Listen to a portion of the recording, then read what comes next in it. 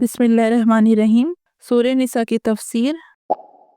صاحب اختیار سے مراد اکثر مفسرین کے مطابق مسلمان حکمران ہیں۔ جائز امور میں ان کے احکام کی اطاعت بھی مسلمانوں کا فرض ہے، البتہ یہ اطاعت اس شرط کے ساتھ ہے کہ وہ کسی ایسی بات کا حکم نہ دیں جو شرعاً ناجائز ہو۔ اس بات کو قرآن کریم نے دو طرح واضح فرمایا ہے۔ ایک تو اس طرح کہ اصحاب اختیار کی اطاعت کا ذکر اللہ اور اس کے رسول کی اطاعت کے بعد فرمایا ہے، جس میں یہ اشارہ ہو گیا کہ حکمرانوں کی اطاعت اللہ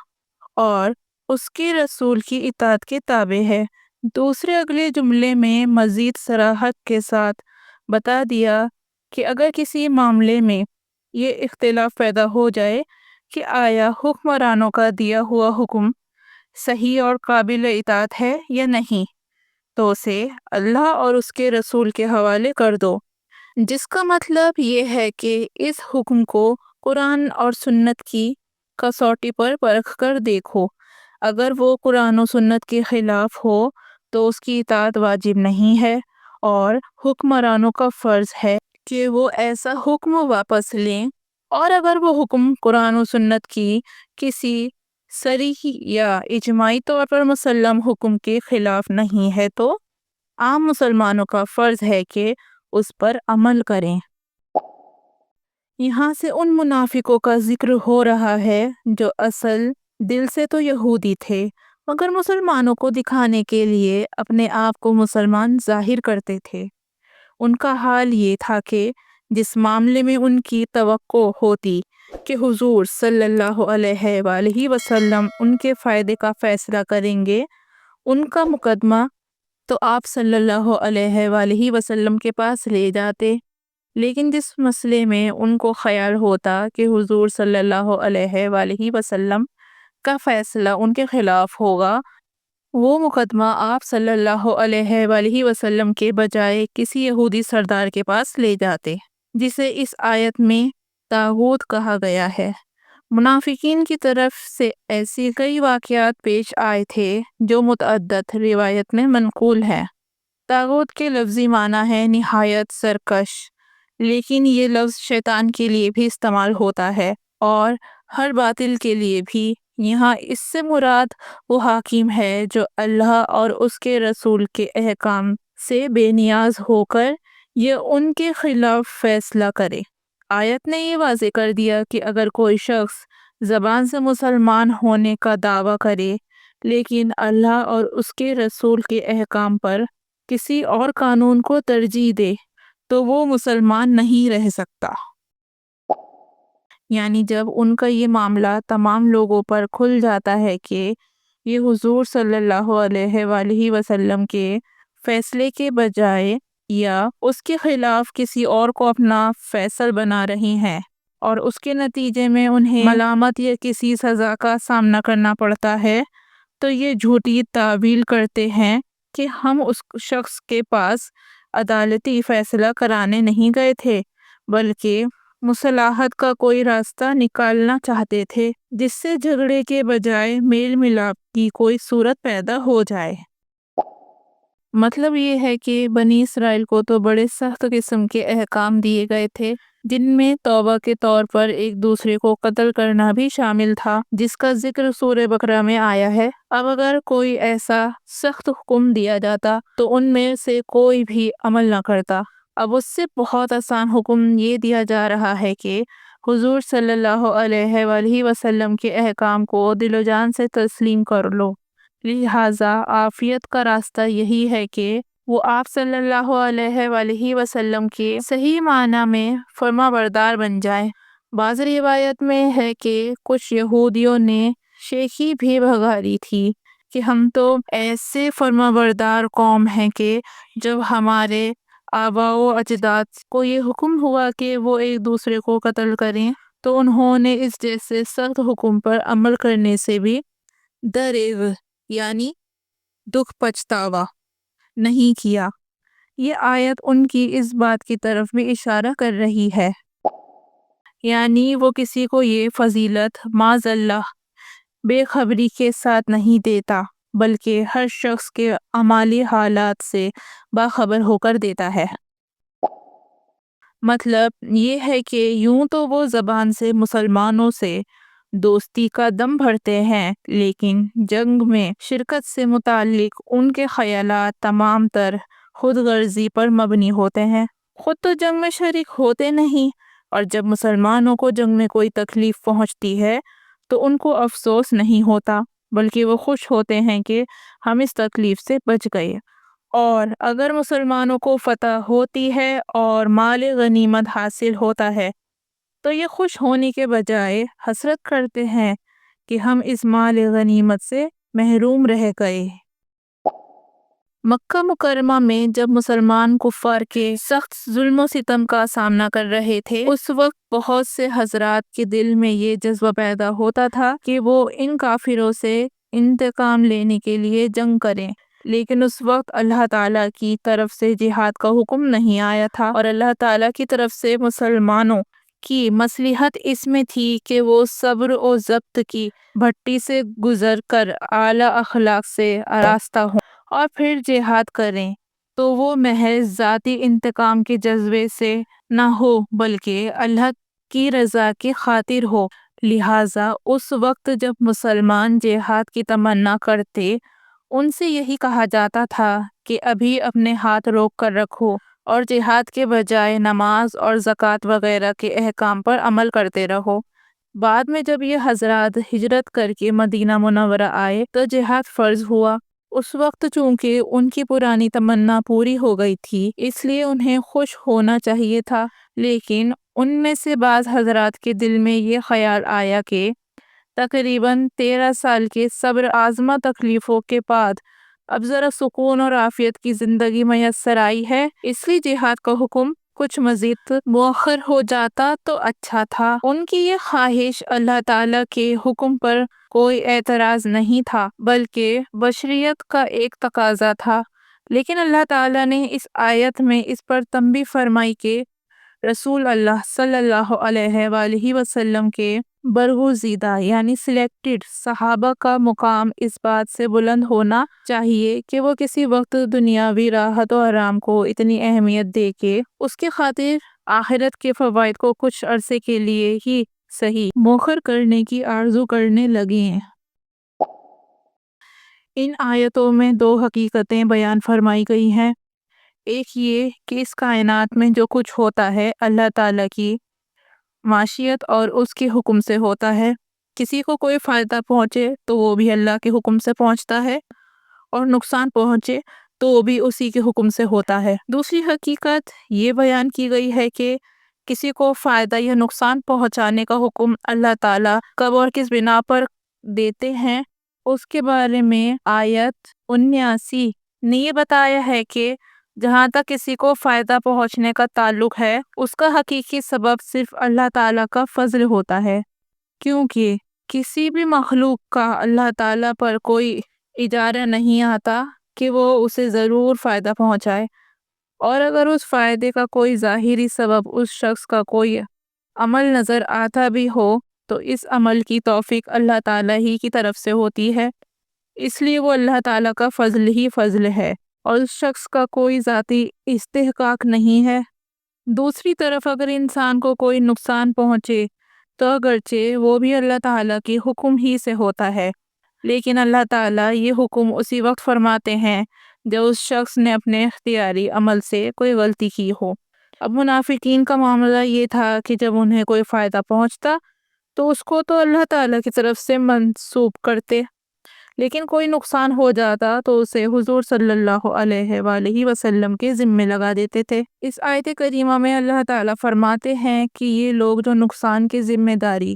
حضور صلی اللہ علیہ وآلہ وسلم پر عائد کر رہے ہیں، اگر اس سے مراد یہ ہے کہ یہ نقصان حضور صلی اللہ علیہ وآلہ وسلم کے حکم سے ہوا ہے تو یہ بات بالکل غلط ہے، کیونکہ اس کائنات میں تمام کام اللہ تعالیٰ ہی کے حکم سے ہوتی ہیں، کسی اور کے حکم سے نہیں۔ اور اگر ان کا مطلب یہ ہے کہ معاذ اللہ حضور صلی اللہ علیہ وآلہ وسلم کی کوئی غلطی اس کا سبب بنی ہے تو یہ بات بھی غلط ہے۔ ہر انسان کو خود اس کے اپنے کسی عمل کی وجہ سے نقصان پہنچتا ہے۔ حضور صلی اللہ علیہ وآلہ وسلم کو تو رسول بنا کر بھیجا گیا ہے، لہٰذا نہ تو کائنات میں واقع ہونے والی کسی تکوینی واقعے کی ذمہ داری آپ صلی اللہ علیہ وآلہ وسلم پر عائد ہوتی ہے، اور نہ آپ صلی اللہ علیہ وآلہ وسلم فرائض رسالت میں کسی کوتاہی کے مرتکب ہو سکتے ہیں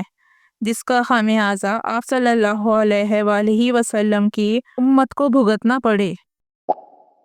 یوں تو انسان کی کوئی کاوش کمزوریوں سے پاک نہیں ہوتی، لہٰذا انسان کی کتابوں میں تضاد اور اختلافات پائے جاتے ہیں،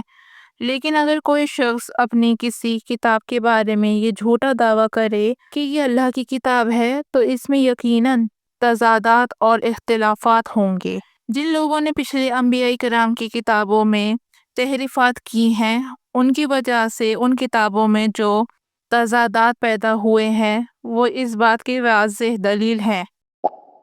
بعض لوگ مدینہ منورہ میں بلا تحقیق افواہیں پھیلا دیا کرتے تھے جس سے معاشرے میں بڑا نقصان ہوتا تھا۔ یہ آیت ایسی بے تحقیق افواہوں پر یقین کر لینے اور دوسروں تک پہنچانے کی ممانعت کر رہی ہے۔ آیت نمبر 84 میں حضور صلی اللہ علیہ وآلہ وسلم کو جو حکم دیا گیا تھا کہ آپ مسلمانوں کو جہاد کی ترغیب دیں، اس کے بعد یہ آیت لا کر اشارہ کر دیا گیا کہ آپ کی ترغیب کے نتیجے میں جو لوگ جہاد کریں گے ان کے ثواب میں آپ بھی شریک ہوں گے، کیونکہ جب کوئی شخص اچھی سفارش کے نتیجے میں کوئی نیک کام کرے تو جو ثواب کام کرنے والے کو ملتا ہے اس میں سفارش کرنے والے کو بھی حصہ ملتا ہے۔ اسی طرح اگر بری سفارش کے نتیجے میں کوئی غلط کام ہو جائے تو جتنا گناہ غلط کام کرنے والے کو ملے گا، بری سفارش کرنے والا بھی اس کے گناہ میں شریک ہوگا۔ اسلام بھی چونکہ اللہ تعالیٰ کے حضور ایک سفارش ہے، اس لیے سفارش کا حکم بیان کرنے کے ساتھ سلام کا حکم بھی بیان فرما دیا گیا ہے، جس کا حاصل یہ ہے کہ پسندیدہ بات تو یہ ہے کہ جن الفاظ میں کسی شخص نے سلام کیا ہے اس سے بہتر الفاظ میں اس کا جواب دیا جائے۔ مثلاً اگر اس نے صرف السلام علیکم کہا ہے تو جواب میں وعلیکم السلام ورحمۃ اللہ وبرکاتہ کہا جائے، لیکن اگر بائی نہیں اسی کے الفاظ میں جواب دے دیا جائے تو یہ بھی جائز ہے، البتہ کسی مسلمان کے سلام کا بالکل جواب نہ دینا گناہ ہے۔ ان آیتوں میں 4 قسم کے منافقین کا تذکرہ ہے اور ان میں سے ہر قسم کا حکم الگ بیان کیا گیا ہے۔ اس آیت یعنی نمبر 88 میں منافقین کی پہلی قسم کا ذکر ہے۔ یہ مکہ مکرمہ کے کچھ لوگ تھے جو مدینہ منورہ آئے اور ظاہری طور پر مسلمان ہو گئے اور مسلمانوں کی ہمدردی حاصل کر لی۔ کچھ عرصے کے بعد انہوں نے حضور اقدس صلی اللہ علیہ وآلہ وسلم سے تجارت کے بہانے مکہ مکرمہ جانے کی اجازت لی اور واپس چلے گئے۔ ان کے بارے میں بعض مسلمان کی رائے یہ تھی کہ یہ سچے مسلمان تھے اور بعض انہیں منافق سمجھتے تھے، لیکن جب وہ مکہ مکرمہ جا کر واپس نہ لوٹے تو ان کا کفر ظاہر ہو گیا، کیونکہ اس وقت مکہ مکرمہ سے ہجرت کرنا ایمان کا لازمی حصہ تھا، اور جو شخص قدرت کے باوجود ہجرت نہ کرے اسے مسلمان قرار نہیں دیا جا سکتا تھا۔ لہٰذا اس آیت کا مطلب یہ ہے کہ اب جب کہ ان کا نفاق ظاہر ہو چکا ہے تو ان کے بارے میں کسی اختلاف رائے کی گنجائش باقی نہیں رہی۔ پچھلی آیت میں ایسے منافقین سے جنگ کرنے اور انہیں قتل کرنے کا حکم دیا گیا تھا جن کا کفر ظاہر ہو چکا ہو، البتہ اس حکم سے 2 قسم کے لوگ مستثنی کیے گئے ہیں۔ ایک وہ لوگ جو کسی ایسے غیر مسلم قوم کے ساتھ جا ملی ہوں جن سے مسلمانوں نے جنگ نہ کرنے کا معاہدہ کر رکھا ہو، اور دوسرے وہ لوگ جو جنگ سے بالکل بیزار ہوں، نہ مسلمانوں سے لڑنا چاہتے ہوں نہ اپنی قوم سے، اور چونکہ ان کو اندیشہ ہوتا ہے کہ اگر وہ مسلمانوں سے نہیں لڑیں گے تو خود ان کی قوم ان سے لڑے گی، اس لیے وہ مسلمانوں کے پاس آ جاتے ہیں۔ ان کے بارے میں بھی مسلمانوں کو یہ حکم دیا گیا ہے کہ وہ ان کے خلاف کارروائی نہ کریں۔ یہاں تک منافقین کی 3 قسمیں ہو گئیں۔ اوپر کی آیت میں تیسرے قسم کے لوگوں کا ذکر تھا جو واقعتاً جنگ سے بیزار تھے اور مسلمانوں سے لڑنا نہیں چاہتے تھے۔ اس آیت میں منافقین کی چوتھی قسم کا ذکر ہے جو جنگ سے بیزار ہونے کے معاملے میں بھی منافقت سے کام لیتے تھے۔ ظاہر تو یہ کرتے تھے کہ ہم مسلمانوں سے جنگ نہیں چاہتے، لیکن یہ جھوٹا اعلان صرف اس لیے تھا تاکہ مسلمان انہیں قتل کرنے سے باز رہیں۔ چنانچہ جب دوسرے کفار انہیں مسلمانوں کے خلاف کسی سازش کی دعوت دیتے تو یہ اس سازش میں بے دھڑک شریک ہو جاتے تھے۔ غلطی سے قتل ہونے کا مطلب یہ ہے کہ کسی انسان کو قتل کرنا مقصود نہیں تھا، بلکہ یا تو بے خیالی میں گولی چل گئی یا مارنا تو کسی جانور کو تھا، مگر نشانہ کھاتا ہونے کی وجہ سے کوئی انسان مر گیا۔ اس کو اصطلاح میں قتل و خطا کہتے ہیں۔ اس کا حکم آیت نے بتایا ہے کہ ایک تو قاتل پر کفارہ واجب ہوتا ہے اور ایک دیت۔ کفارہ یہ ہے کہ ایک مسلمان غلام آزاد کیا جائے، اور اگر غلام میسر نہ ہو تو 2 ماہ کے مسلسل روزے رکھے جائیں، اور دیت کی مقدار احادیث میں 100 اونٹ یا 10,000 درہم یا 1,000 دینار مقرر کی گئی ہے۔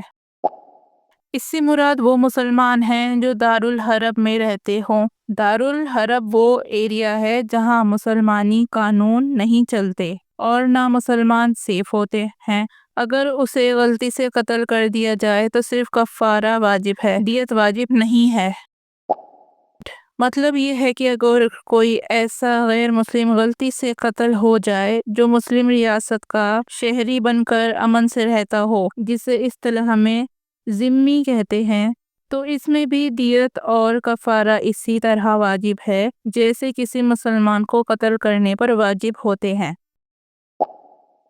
اللہ کے راستے میں سفر کرنے سے مراد جہاد کے لیے سفر کرنا ہے۔ ایک واقعہ ایسا پیش آیا تھا کہ ایک جہاد کے دوران کچھ غیر مسلموں نے اپنے مسلمان ہونے کا اعلان کرنے کے لیے صحابہ کرام کو سلام کیا۔ وہ صحابہ یہ سمجھے کہ ان لوگوں نے صرف اپنی جان بچانے کے لیے سلام کیا ہے، اور حقیقت میں وہ مسلمان نہیں ہوئے، چنانچہ انہوں نے ایسے لوگوں کو قتل کر دیا۔ اس پر یہ آیت نازل ہوئی جس میں یہ اصول بیان کر دیا گیا کہ اگر کوئی شخص ہمارے سامنے اسلام لائے اور اسلام کے تمام ضروری عقائد کا اقرار کر لے تو ہم اسے مسلمان ہی سمجھیں گے اور اس کے دل کا حال اللہ پر چھوڑیں گے۔ لیکن یہ سمجھ لینا چاہیے کہ آیت کا مطلب یہ ہرگز نہیں ہے کہ اگر کوئی شخص کھلے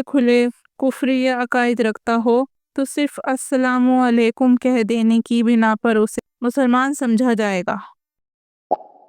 شروع میں تم بھی غیر مسلم ہی تھے، اللہ تعالیٰ نے فضل فرمایا اور تم مسلمان ہوئے، مگر تمہاری زبان اقرار کے سوا تمہاری سچا مسلمان ہونے کی کوئی دلیل نہیں تھی، تمہارے ظاہری اقرار ہی کی بنا پر تمہیں مسلمان مانا گیا۔